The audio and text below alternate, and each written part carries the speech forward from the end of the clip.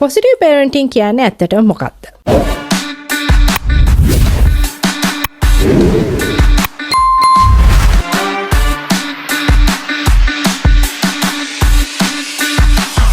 අයිබෝන්.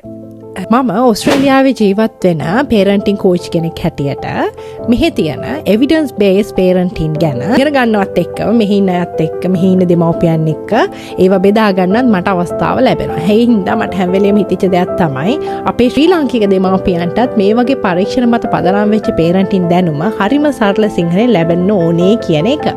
ඒ නිසා අද ඉඳලා අපි Australian parenting series එකක් පටන් ගන්නවා.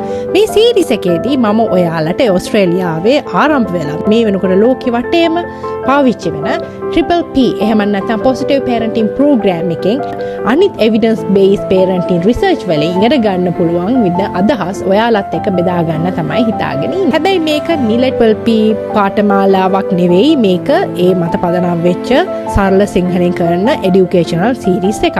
ප්‍රශ්නයක් තියෙනවා. Positive Parenting කියන වචනය අහුණාම ඔයාට මොකද හිතෙන්නේ? සමහර අය කියනවා දරුවට හැමදේම කරන්න ඉඩ දෙන එක කියලා. තව සමහර අය කියනවා දරුවට කොමක් දෙන්න බෑ කියලා. අනිත් එක තමයි මේව සුද්දන්ගේ වැඩ කියලා. ඉතින් ඇත්තටම මේ අදහස් ගොඩාක් මටත් අහන්න ලැබෙනවා. හැබැයි Positive Parenting කියන්නේ මේ එකක්වත් නම් නෙවෙයි. Positive Parenting කියලා කියන්නේ දරුවට ආදරය කරන ගමන් සීමාවන් අඳුනලා දීලා ගෞරවය දීලා ඉගෙන ගන්න අවස්ථාවක් ලබා දෙන parenting approach එකක්. ඒ කියන්නේ දරුවට ඕනම දෙයක් කරන්න ඉඩ දෙනවා කියන එකත් නෙවෙයි. නැත්තම් හැම දෙයකටම හා කියන එකත් නෙවෙයි. ඒ වගේම කෑ ගහන එක, බය කරන එක වගේ discipline handle කරන ක්‍රමයකුත් නෙවෙයි මේක. මම පොඩි උදාහරණයක් කියන්න. ඔයගේ අවුරුදු 4 දරුවා සුපර් මාකට් එකට ගිහිල්ලා චොක්ලට් එකක් ඉල්ලලා අඬනවා කියමුකෝ. පළවෙනි අප්‍රෝච් එක තමයි අපි සාමාන්‍යයෙන් කරන දේ කට වහගෙන එනවා යන්න මාත් එක්ක.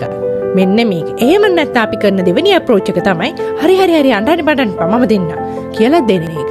තුන්වෙනි අප්‍රෝච් එක තමයි මම දන්නවා ඔයාට චොක්ලට් එක ඕනේ කියලා. හැබැයි අද අපි චොක්ලට් එක ගන්නෑ. අපි චොක්ලට් එක වෙනුවට ගන්න ඇපල්. මොකද ඒක අපේ ලිස්ට් එකේ නෑ. මේ තුන්වෙනි අප්‍රෝච් එක තමයි ආදරයයි සීමාවයි දෙකම තියෙන ක්‍රමය. මෙන්න මේක තමයි Positive Parenting එකේ තියෙන මූලික අදහස. ඇයි මේක වැදගත්? මොකද අපේ ඉලක්කය දරුවා අද අහන් ඉන්න එක විතරක් නෙවෙයි. අපේ ඉලක්කය තමයි එයා අවුරුදු 15 20 25 වෙදී හොඳ තීරණ ගන්න පුළුවන්, අනිත් අයට ගෞරව කරන, තමන්ගේ හැඟීම් පාලනය කරගන්න පුළුවන් වැඩිහිටියෙක් වෙන එක. ඒකට අවශ්‍ය කරන ස්කිල්ස් පොඩි කාලේ ඉඳන්ම උගන්වන එක තමයි Positive Parenting වලින් කරන්නේ. මේ සීරීස් එකේදී අපි කතා කරන දේවල් තමයි Triple P කියන්නේ මොකද්ද? Positive Learning Environment එකක් කියන්නේ මොකද්ද?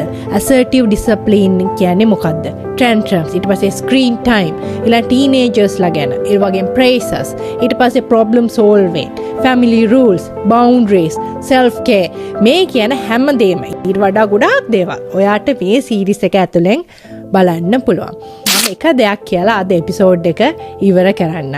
දරුවෝ ඉඳින් හැසිරෙන්න ඕනේ කියලා ඉපදෙන්නේ නැහැ. එයාලා ඒක ඉගෙන ගන්න. ඉගෙන ගන්න ගමනේ වැදගත්ම ගුරුවරු තමයි අපි.